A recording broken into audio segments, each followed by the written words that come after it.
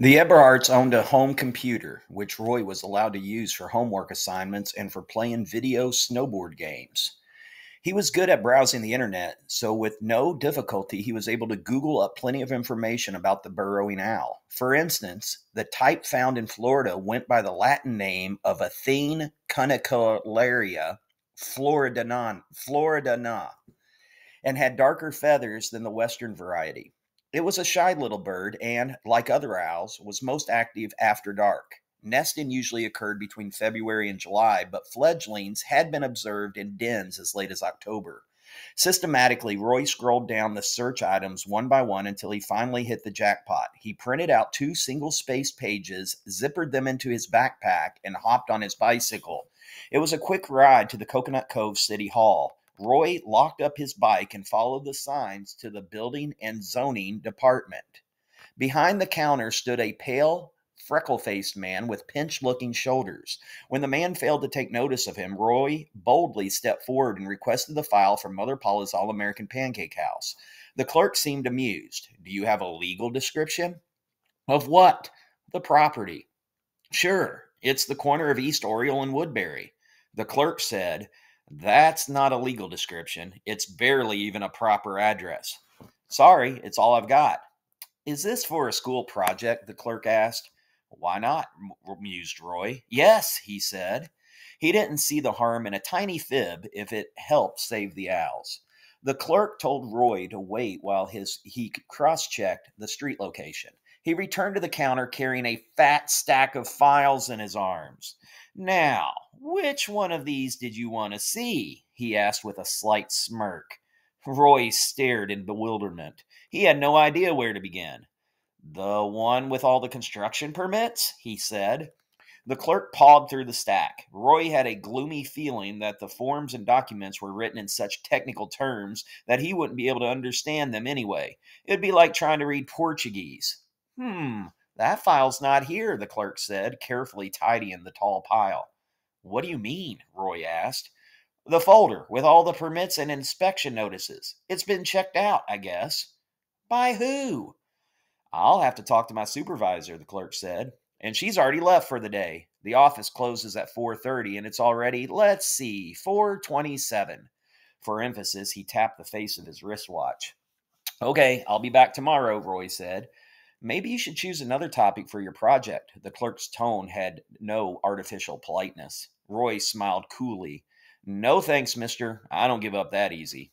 From City Hall, he rode his bike to a bait shop and, using a stash of leftover lunch money, bought a box of live crickets. 15 minutes later, he was sneaking through the junkyard. Mullet Fingers wasn't holed up in the ice cream truck, though his rumpled sleeping bag was still there. Roy waited inside for a while, but without AC, it was unbearably hot and sticky. Before long, he was back on his bike heading for the corner of East Oriole and Woodbury. The gate was padlocked. There was no sign of the grumpy, bald foreman. Roy walked along the outside of the fence, scouting for Beatrice's stepbrother or any clever surprises he may have left for the Pancake House people. Roy wouldn't have noticed anything unusual had he not spooked one of the owls, which flared from its burrow and landed in the cab of the bulldozer.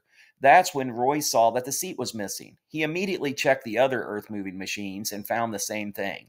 So that's what the kid was up to the other night, Roy thought gleefully. That's why he told me to bring a wrench. Roy walked back to the gate and opened the container of crickets and held it up to the fence. One at a time, the insects hopped out of the box, jumped through the chain link holes, and landed on the ground. Roy was hopeful that the owls would find them once they came out of their dens for supper. He probably should have left when he heard the first honk, but he didn't. He knelt there patiently and waited until every last little cricket had vacated the box. But then the honking had swollen to a steady blare, and the blue pickup truck was screeching to a stop. Roy dropped the box and jumped on his bike, but it was too late. The truck had blocked his escape. The beat-faced bald guy vaulting from the cab and hoisted the bicycle by its seat, Roy pedaling furiously in suspension. His feet were a blur, but he wasn't going anywhere. What's your name? What are you doing here? The foreman hollered. This is private property. Don't you know that? You want to go to jail, Junior? Roy stopped pedaling and caught his breath. I know what you're up to, the bald man snarled. I know your sneaky game. Roy said, "Please, mister, let me go. I was only feeding the owls." The crimson drained from the foreman's cheeks. "What owls?" he said, not so loudly. "There ain't no owls around here." "Oh, yes, they are," Roy said. "I've seen them." The bald guy looked extremely nervous and agitated. He put his face so close that Roy could smell cooked onions on his breath. "Listen to me, boy. You didn't see no dang owls, okay? What you saw was a wild chicken." Roy stifled a laugh. "I'm so sure." "That's right. See, we got these dwarf chickens." "Mister, what I saw was an owl, and you know it," Roy said. "And I know why you're so scared." The foreman let go of Roy's bicycle. "I ain't scared," he said stonily. "And you didn't see no owls. Now get out of here and don't come back unless you want to go to jail like the last kid I caught trespassing." Roy carefully guided his bicycle around the pickup truck and then took off at full speed. They was chickens," the bald man bellowed after him. "Owls," Roy proclaimed triumphantly. Up, up, up the steep mountainside he went. Well, that's what he was imagining anyway. That's what gave him the strength to push so hard. In reality, Roy was rolling along East Oriole Avenue, which was as flat as Mother Paula's pancake. He was very worried that the construction foreman would change his mind and chase after him. Any second, Roy expected to hear honking behind him, curses in the wind, the pickup truck trailing so closely that he would feel the heat off of its big V8 engine.